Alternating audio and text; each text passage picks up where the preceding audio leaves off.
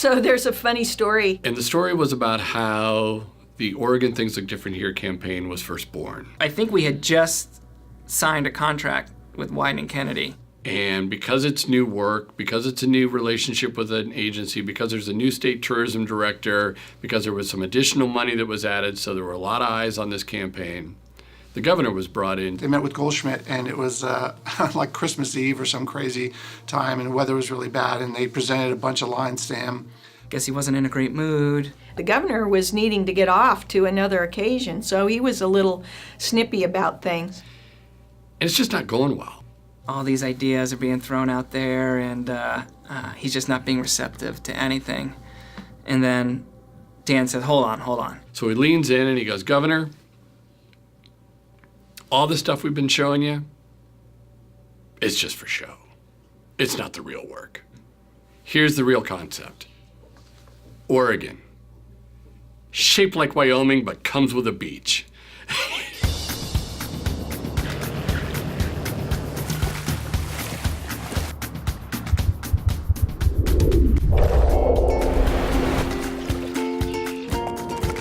I don't really care if you've lived in Oregon for 5 minutes or if you're 8th generation. You're an Oregonian and you're here for a reason, and that's to really value place. One of the things I love working on the brand is that it has a real impact on Oregonians. I think the impact on the state is amazing. There's certainly, you can put a dollar number to it, which there's some research that shows that for every dollar we spend, there's like $14 or $15 back. It was the first state to protect every inch of its coastline. The first state to stop litter with a bottle bill. The first state to clean up the air by banning fluorocarbons. The first state where it's the people that are spoiled, not the places.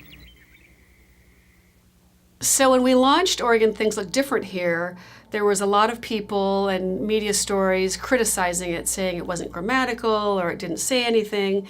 And I still, 30 years later, see organizations and businesses, and there's even a radio station that uses some piece of Oregon Things Look Different Here. And I think that's really a testament to how strong that statement was. It's hard not to be really emotional about the Seven Wonders campaign, because certainly we saw every region in the state hugely impacted by the sheer beauty of the physical assets of Oregon. Mount Hood was left off the list. So was the Oregon coast. The Columbia River Gorge was somehow overlooked, as were the Painted Hills. Smith Rock and the Wallowas are both missing from it. All we can figure is whoever named the Seven Wonders of the world never set foot in Oregon. The fact that we have this 30-year relationship, we have this partnership, we have this level of trust, and for me, whether it's your ad agency or the partners that you work with, trust breeds good work. And again, it goes back to because Dan cares. And that's what made me care, because I didn't want to be the person who lost Oregon tourism account, because I know he would fire me. This is where I grew up. This is where I learned about life.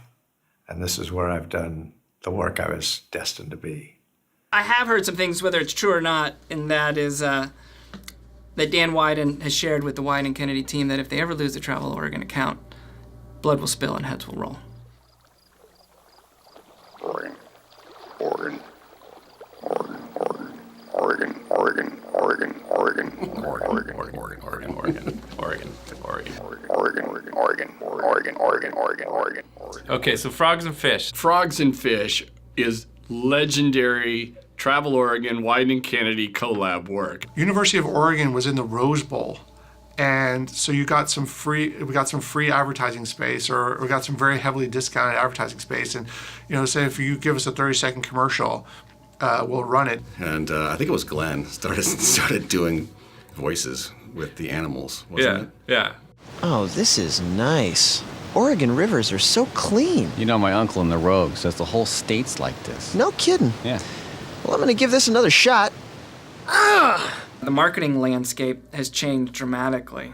But while that landscape has changed, I don't know that our storytelling has changed that much in the time that I've been here. We still try to tell authentic stories that we think are going to resonate with our audience. in a truthful, honest way. With all the clutter that you see in the tourism marketing world, we constantly need to look for ways to be innovative in terms of how we're showing off our beautiful state. What I think Oregon Only Slightly Exaggerated does is it invites that visitor to rediscover their childhood sense of wonder, to find happiness, and to let that happiness bring them to Oregon.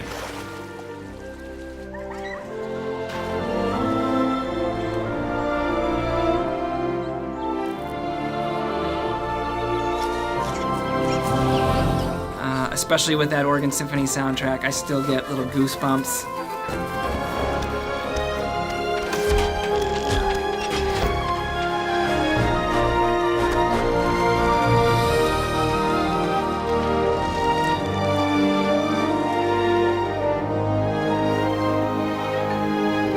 I saw one comment was, I don't even know what this is, but I want to come to Oregon. I was like, I don't think it gets any better than that.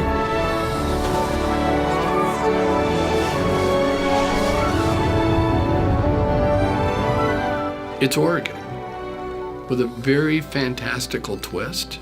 A sense of whimsy and quirkiness and all those kinds of things have always made Oregon, Oregon. But it's done in a way that lets them find some happiness and joy again.